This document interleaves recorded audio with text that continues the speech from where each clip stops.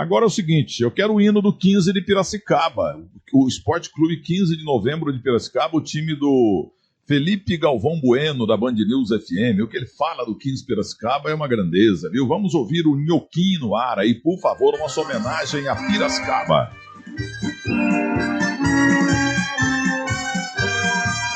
Salve o 15 de novembro, glorioso esquadrão, na vitória ou na derrota, está em nosso coração. Beleza. Tá aí o 15 Piracicaba, porque eu tenho na linha o prefeito Almeida, entendeu? Esse é um nome muito importante, um family name muito importante para a história de Piracicaba, para a história do chamado Aguardente e principalmente a questão do futebol, né? Toca meu coração em relação à Associação Portuguesa de Desportos. Prefeito Almeida, como é que vai o senhor? Boa tarde, viva Piracicaba, parabéns pela vitória. Obrigado, Milton Neves. Eu é que estou muito honrado aqui com o seu convite para falar com os seus telespectadores hoje. Então, o Edivaldo Tits, que é o sujeito que mais conhece o futebol do interior, porque eu não vou falar de política com o senhor ganhou a eleição, fim de papo, parabéns. Eu queria falar do Comendador Almeida, o teu pai, né? Porque esse homem tentou levar o Maradona por $1 milhão só na época, mas ficaram lá, né, muito menininho, que não sei o quê, entrou empresário para variar, lá representante e tal, não deu certo. Comendador Almeida, com o qual estive várias e várias vezes, era para ele ter levado o Maradona para a Portuguesa. E a turma pensa que é aquelas mentiras que tem aí, que o Rivelino foi fazer teste não sei aonde e não passou, que o Pelé foi fazer teste no Vasco e não passou. Essas conversas fiadas. Mas o Maradona, pelo teu pai, ia para a Portuguesa mesmo. Ia ou não ia? Eu não conheço essa história. Eu sei que assim, ele tem várias que ele conta e eu tenho ouvido muitas ultimamente.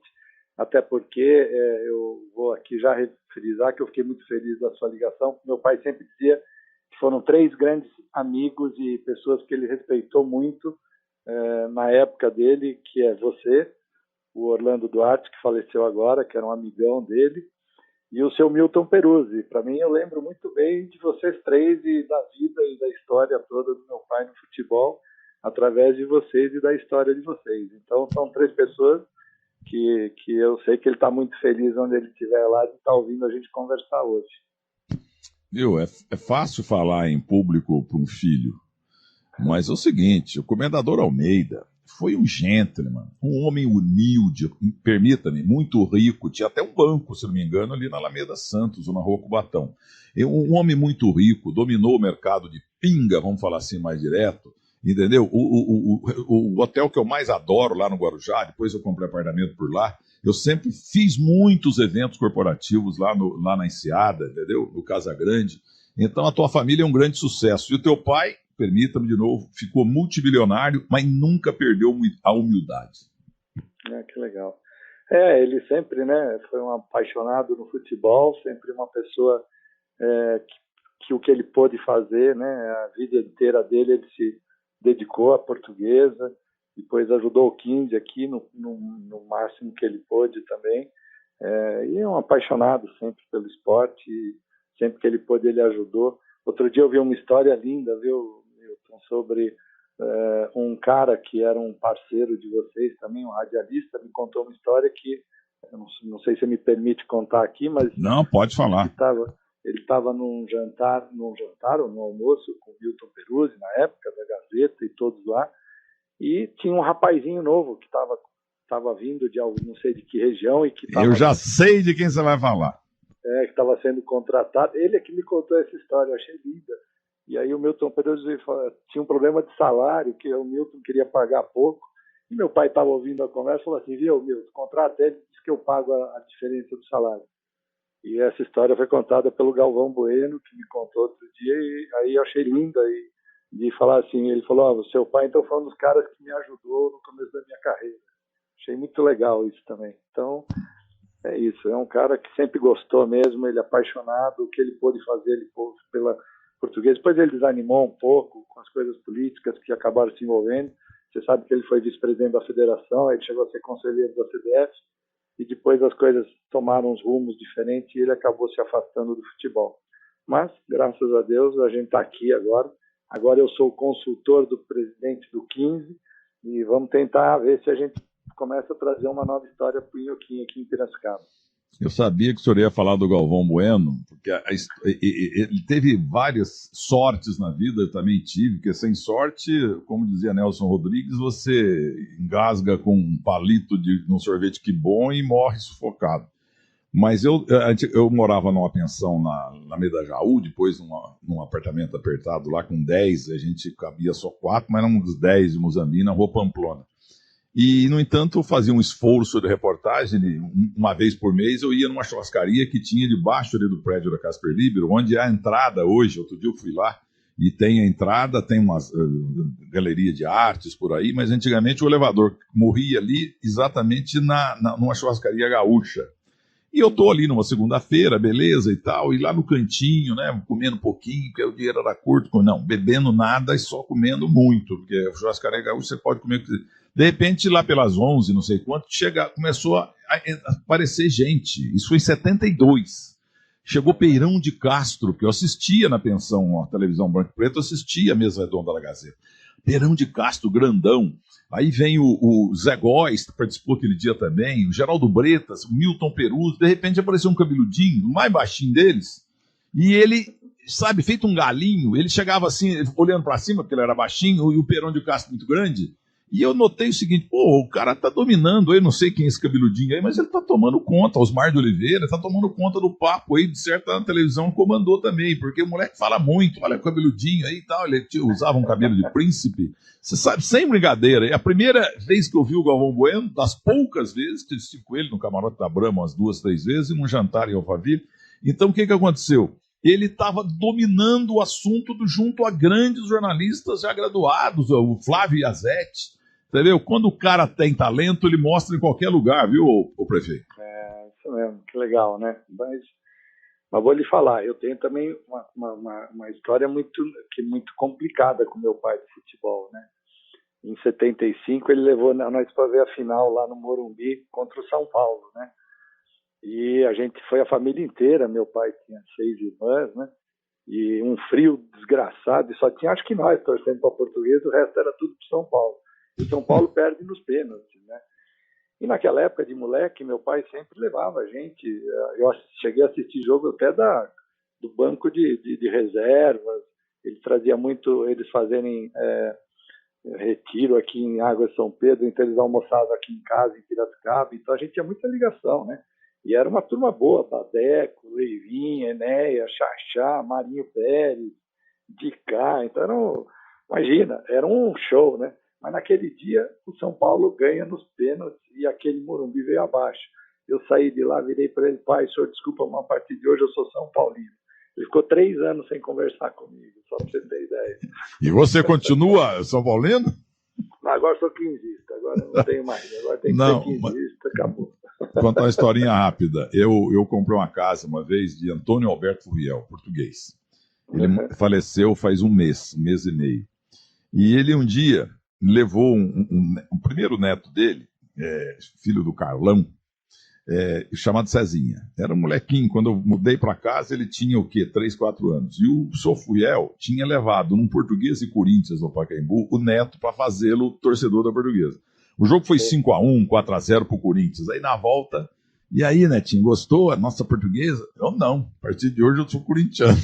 E tá grandão, é claro, hoje. Eu encontrei com ele lá no Embu das Artes, onde foi o sepultamento do seu Antônio Alberto Furriel, uma figura maravilhosa, me ajudou muito na vida como amigo e como empresário. E aí o Cezinha já tá, com 2 metros de altura, o pai dele é maior ainda. Mas ele era pequenininho, ele foi a mesma coisa que o senhor, porque ele foi no campo e falou, você precisa portuguesa, não, eu sou Corinthians, e é corintiano e dos chatos até hoje.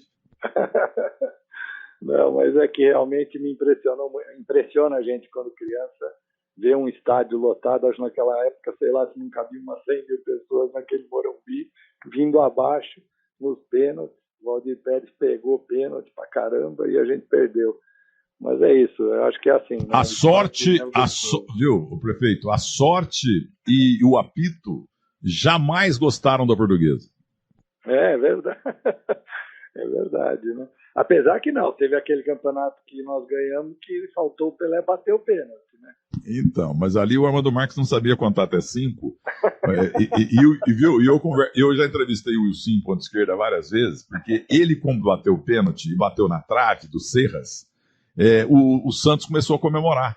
Toda a imprensa falando e tal, menos Manuel Ramos da Rádio Tupi e Cláudio Karsug. Não, matematicamente ainda não deu certo, tem que esperar o Pelé perder. Mas já tinham comemorado. Aí o Otto Glória, muito esperto, meteu o time num ônibus, foram embora, o presidente do Santos era Vasco Faé, e Santos e Portuguesa burramente dividiram o título. O que eles tinham que fazer no futebol profissional? Vamos fazer outro jogo. Eu estava no primeiro tempo, fiquei atrás do gol do Zecão. Eu era repórter de trânsito, mas eu entrei lá de bicão.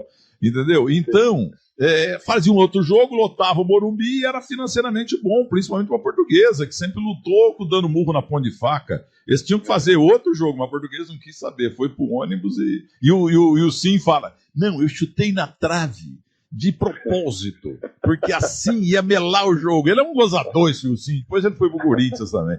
Mas agora, falando... O VAR estava quebrado, né? O VAR estava quebrado naquela época. O VAR não era molhômetro mesmo. Escuta aqui, e o Humberto da Bronzo? O teu pai é histórico, mas o da Bronzo também. E eu tenho uma história do da Bronzo. Tem um Humberto e tem um Ripoli também, lembra? O Romeu Ítalo Ripoli, cuja filha casou-se com um colega meu da Faculdade de Jornalismo do Objetivo, mas já se separou. Ela foi candidata a vereadora aí também. Beth Ripoli, é poeta. Mas não é isso? Então, o Luiz Carlos, que era o marido dela, meu colega de sala, eles viveram juntos, tiveram muitos filhos e tal, mas ela me falou nessa última eleição que ela tinha separado do meu amigo Luiz Carlos. Bom, então, naquela guerra, porque hoje o futebol do interior não é que tá mole, tá tudo torcida feliz, vai pro campo, vai ver um joguinho e tal, não tem aquela vibração que tinha Piracicaba e Jundiaí. Paulista e 15, era guerra, tipo Real Madrid, Barcelona, Grêmio Internacional, Santos e Corinthians, Palmeiras e São Paulo. Era uma guerra, a ponto que são duas cidades industriais. Então, quando tinha um vendedor, que até tinha a figura do vendedor, né, que ele passava em todas as vendas, então o cara com placa de Piracicaba chegava lá em Jundiaí, eles furavam o pneu, davam um chute na porta do carro, de qualquer carro de Piracicaba. E a recíproca é verdadeira. Carro de Jundiaí, aí em Piracicaba, também o pessoal era hostilizado e carro amassado, etc. Então ia acontecer como aconteceu no Jaime Sintra, um jogo decisivo, 15 e Paulo de Jundiaí. E o delegado de polícia, José Maciel Bonelli, irmão de um tio maravilhoso que eu tive, chamado Juscelino Bonelli Maciel, ele era o delegado da cidade, ele que me contou muito isso. Aí o que aconteceu? Porque isso aí na época passou batido, mas o back central do Paulista chamava-se Jurandir. Era um negro, alto, forte, que, se não me engano, mora em Rio Claro. Está no meu portal, no Que Fim Levou. E aí, dois coleguinhas que já morreram, de uma X emissora, eles foram a Piracicaba e fizeram uma reunião com o Berta Bronzo. O Tatuzinho patrocinava a Tupi. Como é que é? Como é que é mesmo? Tatuzinho. Abra a garrafa e me dá um. No fim tinha um nhon do Dingo. Era Banco Brasileiro de Descontos e Tatuzinhos, patrocinadores da Rádio Tupi, que eu ouvia muito junto com a Rádio Bandeirantes. Eu sempre amei as duas, né?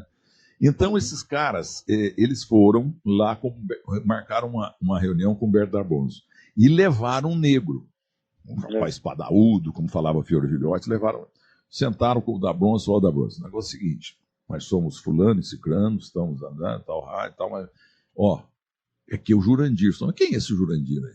Eu sou o Beck do Paulista. Então, ele é o Beck central do Paulista. Se o senhor, da Bronzo, se o senhor der X mil reais, cruzeiros, cruzados, sei lá o que era, ele promete fazer um pênalti. Você faz, Jurandir? Faço.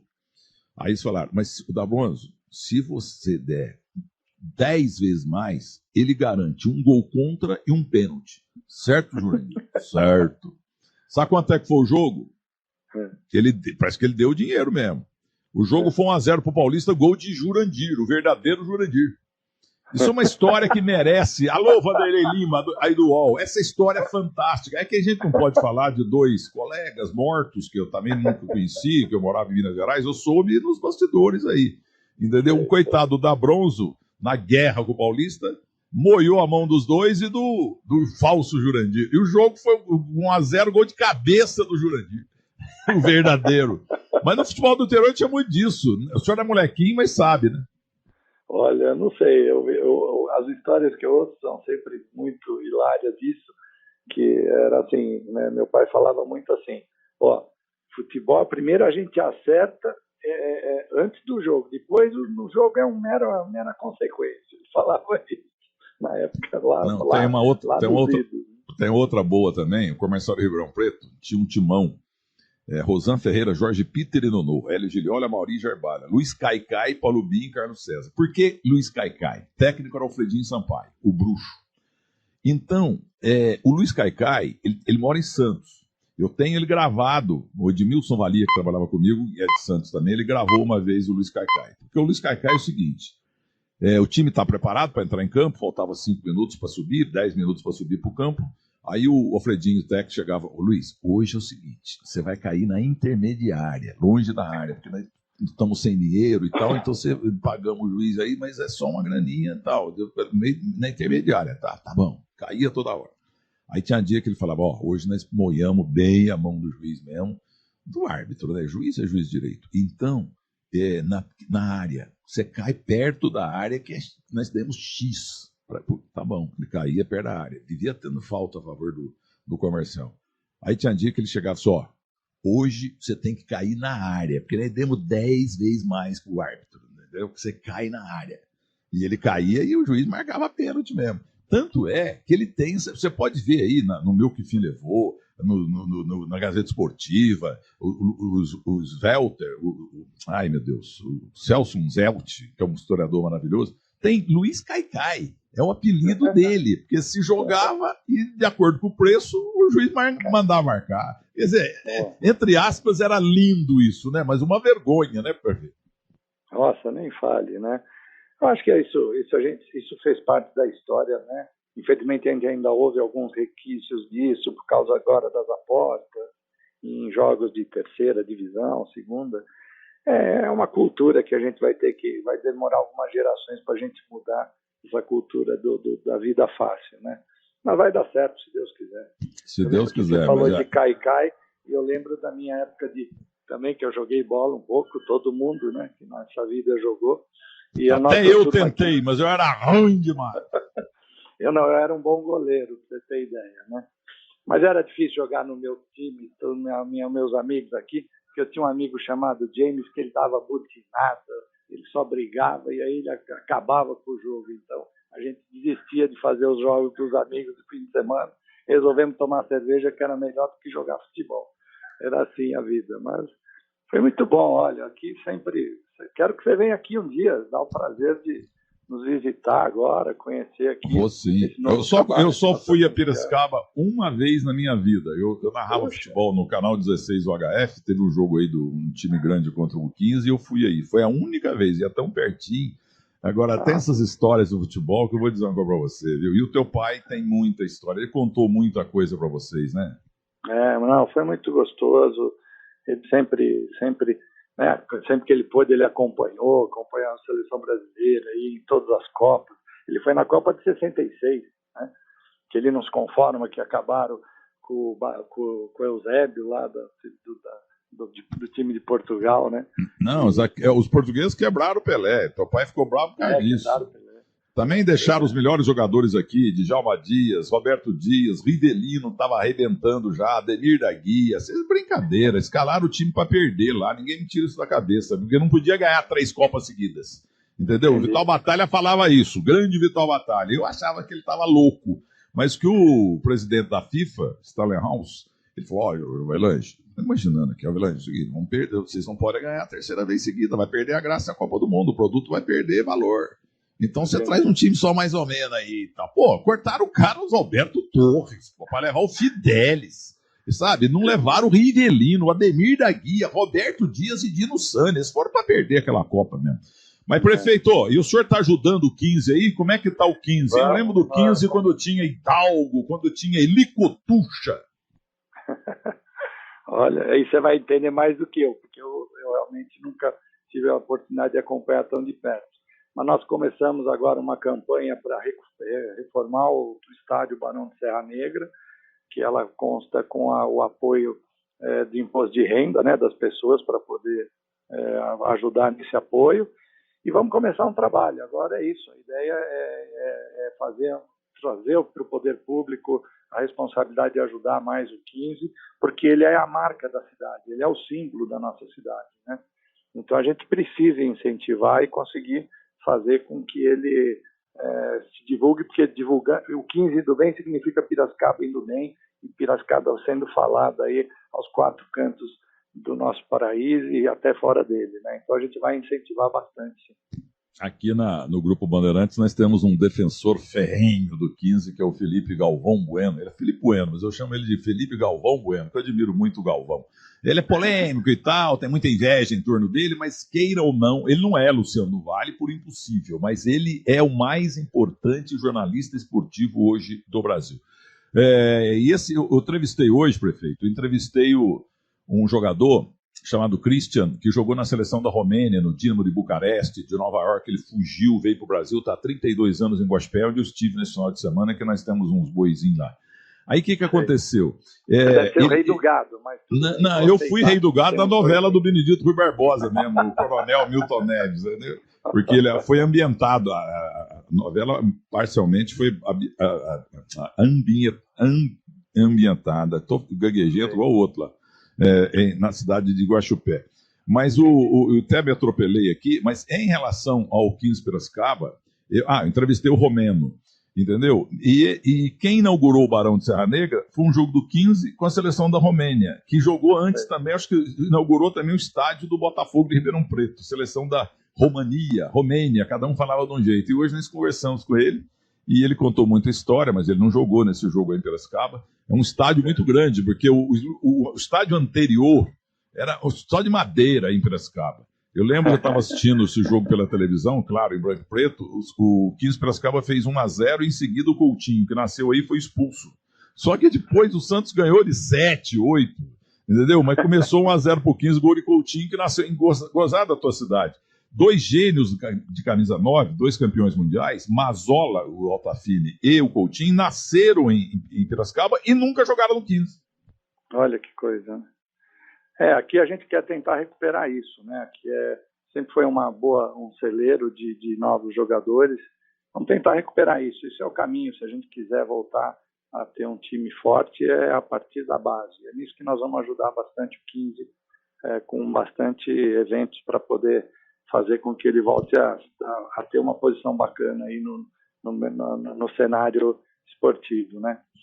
Mas, quero agradecer. Aqui, pois não. Não, vou sim. Vai querer te visitar aqui, viu? Venha mesmo. Só não bebo pinga porque eu tô velho já, sabe? Eu gosto de um vinhinho de leve. Mas a caipirinha vai ter. Toma uma só, rapidinho aqui, não tem problema. Não. Você vai gostar. A pinga aqui você vai ser muito bem tratado.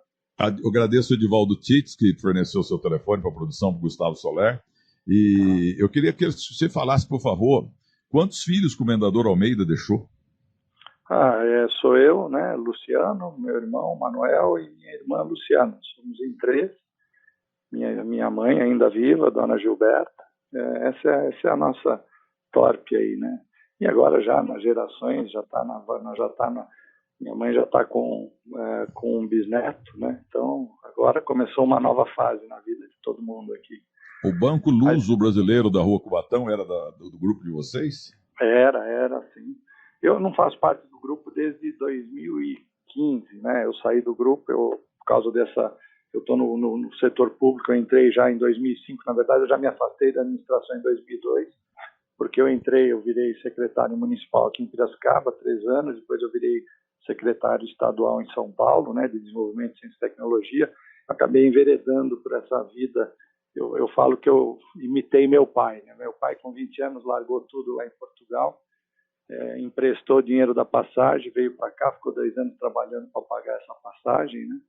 E eu também resolvi largar tudo e seguir meu rumo. E acabou indo pelo lado público, né? E graças a Deus está aí, acho que com bons resultados. Espero que a gente consiga fazer também agora uma gestão bacana na Prefeitura de Piracicaba. Tomara. Eu confesso que eu não sabia que o senhor trabalhou fora do grupo, aí na política e tal, e parabéns pela vitória aí, que negócio todo. Agora, eu quero citar duas famílias, quer dizer, o Comendador Almeida tanto ajudou a Portuguesa, mas o Antônio Alberto Furiel, que eu citei, também sempre ajudou a Portuguesa Desportos. E principalmente agora, Antônio Eduardo Rocha Alves e Manuel Rocha Alves, do Grupo Grau. E do Rancho Português, Rancho tudo quanto é lado, entendeu? Os irmãos da 15, lá da Rua 15, lá em Santa Amaro. Eles chegaram também com 8 anos, sem nada. Tanto é que o pai foi morar em Monte Belo, no sul de Minas Gerais, lá perto de Muzambinho. Mas o pai dele chegou com a mãe e os dois moleques. E aí eles subiram para São Paulo, é claro, chegaram no Porto e vieram para cá. E ele chegou achando que o Brasil era uma terra de índio, assim, um negócio atrasado. Aí ele pegou, viu pelo ônibus, aquele negócio todo, foi lá para Jureia, que é um subdistrito de Monte Belo. E lá tinha um irmão português do pai dos dois.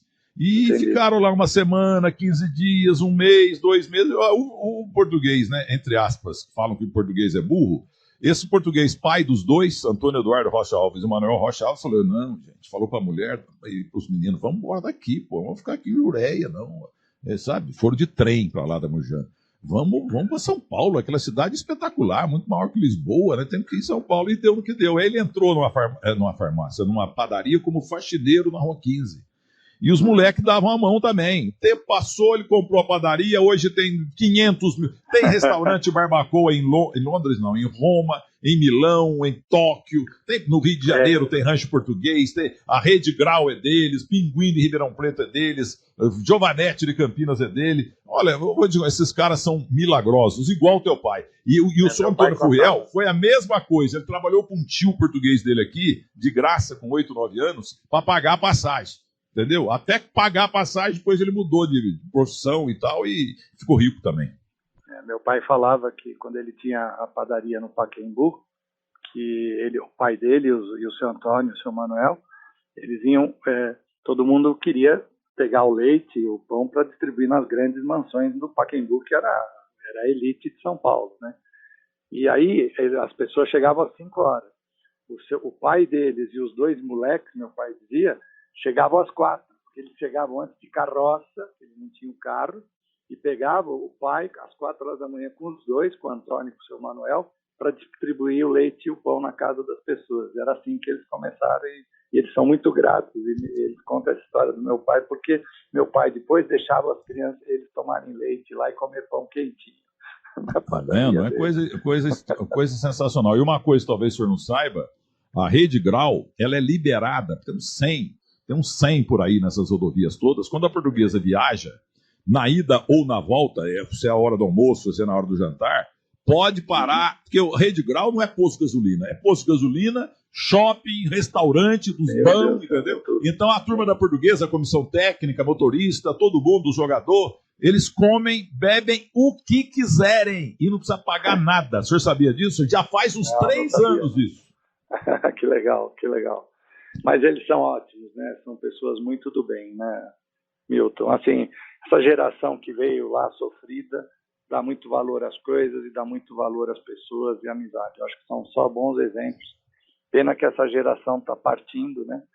Mas se Deus quiser, nós vamos dar continuidade para que essa história não termine aqui. Sem dúvida. A gente cuida bem também da Lusa, se Deus quiser. E o meu avô, Luiz Carlos Fernandes, também era português, mas só que ele trabalhava na Mujana e ele não ficou rico, não. E o seguinte, a gente cresce escutando que português é burro. Eu queria ser burro igual o Comendador Almeida, burro igual o Antônio Alberto Furiel e burro igual o Antônio Eduardo Rocha Alves e o Mané Rocha Alves. Seria o burro mais rico do mundo. Um abraço pro senhor e felicidades em Piracicaba. Se o senhor pisar na bola, eu meto pau no senhor, hein? Faça isso, mas vem aqui para fazer pessoalmente, tá bom? Tá bom. Um abraço aí na família da Bronzo também, que deve ter muito herdeiro aí dele, da família dele e do Ripoli também. Muito obrigado ao prefeito de Piracicaba, falando também de futebol e de alguma coisa da história também do interior de São Paulo.